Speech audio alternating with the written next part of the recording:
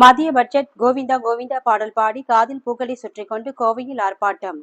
மத்திய பட்ஜெட் நேற்று அறிவிக்கப்பட்ட பொழுது பிற மாநிலங்களுக்கு அறிவிக்கப்பட்ட பல்வேறு சிறப்பு திட்டங்கள் மற்றும் நிதிகள் தமிழ்நாட்டிற்கு அறிவிக்கப்படவில்லை. குறிப்பாக பீகார் உள்ளிட்ட மாநிலங்களில் அறிவிக்கப்பட்ட வெள்ள நிவாரண நிதிகளைப் போல் தமிழ்நாடு வெள்ள நிவாரணத்திற்கு எதுவும் அறிவிக்கப்படவில்லை. இதற்கு பல்வேறு கட்சியினரும் பொதுமக்களும் எதிர்ப்பு தெரிவித்துள்ளனர். பலரும் கண்டனங்களையும் தெரிவித்து வந்தனர். இந்நிலையில் கோவை மாவட்ட ஆட்சியர் அலுவலகம் அருகில் உள்ள BSNL அலுவலகம் முன்பு அனைத்து கட்சிகள் மற்றும் அமைப்பின் சார்பில் கண்டன ஆர்ப்பாட்டம் நடைபெற்றது. இந்த ஆர்ப்பாட்டத்தில் தந்தை பெரியார் திராவிட கழகம் உட்பட பல்வேறு கட்சிகள் மற்றும் அமைப்புகளை சார்ந்தவர்கள் கலந்து கொண்டு மத்திய பட்ஜெட் மூலம் ஒன்றிய அரசும் நிதி அமைச்சர் நிர்மலா சீதாராமனும் தமிழ்நாட்டு மக்கள் காதில் பூ சுற்றி விட்டதாக கூறி காதில் பூக்களை சுற்றிக் கொண்டு கண்டன முழக்கங்களை எழுப்பினர். மேலும் ஆர்ப்பாட்டத்தில் ஈடுபட்டவர்கள் கோவிந்தா கோவிந்தா பாடல்களை பாடி தமிழ்நாட்டிற்கு சிறப்பு திட்டங்கள் அறிவிக்கப்படாததை சுட்டிக்காட்டினர். இந்த ஆர்ப்பாட்டத்தில் செய்தியாளர்களுக்கு பேட்டியளித்த தந்தை பெரியார் கூறியதாவது: தமிழ் மக்கள் புறக்கணிப்பு, தமிழ் மக்கள் புறக்கணிப்பு, மோடி அரசே பழிவாங்காதே, இனிக்குதா இனிக்குதா இனிக்குதா இனிக்குதா தமிழ்நாடு வரிப்பணம் இனிக்குதா இனிக்குதா கசக்குதா கசக்குதா நிதி இந்தியாவா இந்தியாவா இந்தியாவா இந்தியாவா பீகாரும் ஆந்திராவும் கோவிந்தா ஆமா கோவிந்தா மெட்ரோ ரயிலுக்கு கோவிந்தா மெட்ரோ ரயிலுக்கு கோவிந்தா கோவிந்தா ஐயா கோவிந்தா ரயில்வே திட்டங்களுக்கு கோவிந்தா ரயில்வே திட்டங்களுக்கு கோவிந்தா கோவிந்தா ஐயா கோவிந்தா பிஜேபி ஆட்சியில் கோவிந்தா நிவாரண நிதி கோவிந்தா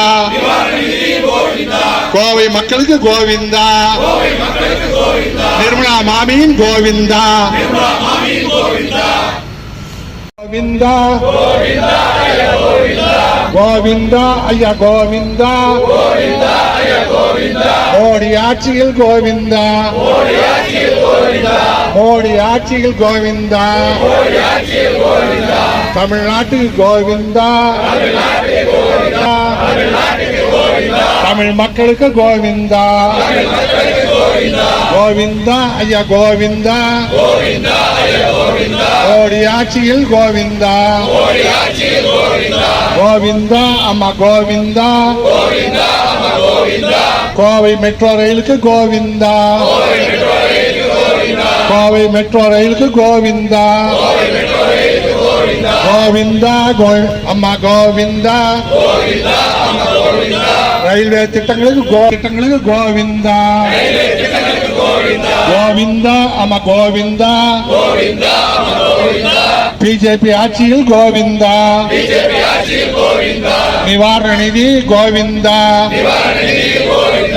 நிவாரண நிதி கோவிந்தா பாராளுமன்றத்தில் நிறைவேற்றப்பட்ட நிதிநிலை அறிக்கையில் தமிழ்நாட்டுக்கான தமிழக முதல்வர் கேட்டிருந்த எந்த கோரிக்கையும் நிறைவேற்றப்படவில்லை. தமிழ்நாட்டு மக்கள் பேரிடரில் கடுமையாக பாதிக்கப்பட்ட போது நேரில் பார்த்த நிதியமைச்சர் நிர்மலா சீதாராமன் பல வாக்குறுதிகள் அளித்தார். ஆனால் நிதிநிலை அறிக்கையில் நிவாரண நிதி எதுவுமே அறிவிக்கப்படவில்லை. அதேபோல கோவை மதுரை மெட்ரோ ரயில் திட்டம் வரும் என்று அறிவிக்கப்பட்டது முதலிலே. ஆனால் அதற்கான நிதியோ திட்டங்களோ காலமோ எதையுமே நிதிநிலை அறிக்கையில் அறிவிக்கப்படவில்லை. அதுபோல ரயில்வே திட்டங்கள் எதுவுமே பல்வேறு கோரிக்கைகள் தொடர்ந்து கோரிக்கைகள் வைத்துக் கொண்டிருக்கின்றோம். ரயில்வே துறையில் ரயில்வே சம்பந்தமாக எந்த விதமான திட்டமோ எதுவும் அறிவிக்கப்படவில்லை. இப்படி தமிழ்நாட்டு மக்களை முழுமையாக அந்த நிதிநிலை அறிக்கையில் ஆந்திராவுக்கும் பீகாருக்கும் பல லட்சம் கோடியை ஒதுக்கிய மோடி அரசு தமிழ்நாட்டு மக்களுக்கு எந்த விதத்திலும் எந்த நிதியையும் ஒதுக்கவில்லை. தமிழ்நாட்டை மட்டுமல்ல, தொடர்ந்து ஒவ்வொரு நிதி அறிக்கையிலும் நிதியமைச்சர் கடந்த நிதி அறிக்கைகள் எல்லாம் திருக்குறளை மேற்கோள் காட்டினார்கள், தமிழிலே பேசினார். ஆனால் இந்த நிதிநிலை அறிக்கையில் திருக்குறளையும் புறக்கணித்து திருவள்ளுவரையும் புறக்கணித்து இன்றைக்கு அந்த நிதிநிலை அறிக்கை நிறைவேற்றப்பட்டிருக்கின்றது. இப்படி தமிழ்நாட்டு மக்கள் முழுமையாக பிஜேபி ஆட்சியில் ஒதுக்கப்பட்டிருக்கின்றார்கள். அவர்களுக்கு வாக்கு அளிக்கவில்லை என்ற ஒரே காரணத்துக்காக தமிழ்நாட்டு மக்கள் புறக்கணிக்கப்பட்டிருக்கின்றார்கள். ஆனால் தமிழ்நாட்டு மக்கள் இந்திய ஒன்றியத்துக்கு வரியாக, ஜிஎஸ்டியாக, வருமான வரியில பல்வேறு வகையில் இந்தியாவில் 2வது மாநிலமாக வரிகளை செலுத்திக் கொண்டிருக்கின்றோம். ஆனால் வரி செலுத்துகிற மக்களுக்கு பிஜேபி மோடி அரசு மாற்றாந்தாய் மனப்பான்மையோடு நடந்து கொண்டிருக்கின்றது. அதை கண்டித்து இன்னைக்கு அனைத்து கட்சியின் சார்பிலே இந்த ஆர்ப்பாட்டத்தை நடத்தி கொண்டிருக்கின்றோம். அந்த ஆர்ப்பாட்டம் தொடர்ந்து நடைபெறுகிறது. இப்போ இந்திய இறையாண்மைக்கு எதிராக இந்த மாதிரியான ஆர்ப்பாட்டம் நடத்தலாம். இந்திய இறையாண்மை என்பது மக்களுக்காகவா, வெறும் சட்டத்துக்காகவா? இறையாண்மைக்குள்ளே மக்கள் தான் இருக்காங்க. மக்களுக்கு மக்களே இல்லாத போது அந்த இறையாண்மை நமக்கு எதுக்கு? நம்மை மதிக்காத அரசு, நாம் மதிக்காத ஒன்றிய அரசு, நாம் எந்த திட்டத்தையும் மக்களுக்கு, தமிழ்நாட்டு மக்கள் கொண்டு வராத மத்திய அரசு, அவர்களே தமிழ்நாடு வேண்டாம் என்று ஒதுக்குகின்ற போது நாம் இறையாண்மையை பற்றி கவலைப்பட வேண்டிய அவசியம் இல்லை. அதே போல ஆந்திரா, பீகாருக்கு மட்டும் சிறப்பு நிதி ஒதுக்கியிருக்காங்க, தமிழ்நாட்டுக்கு எதுவுமே பண்ணல.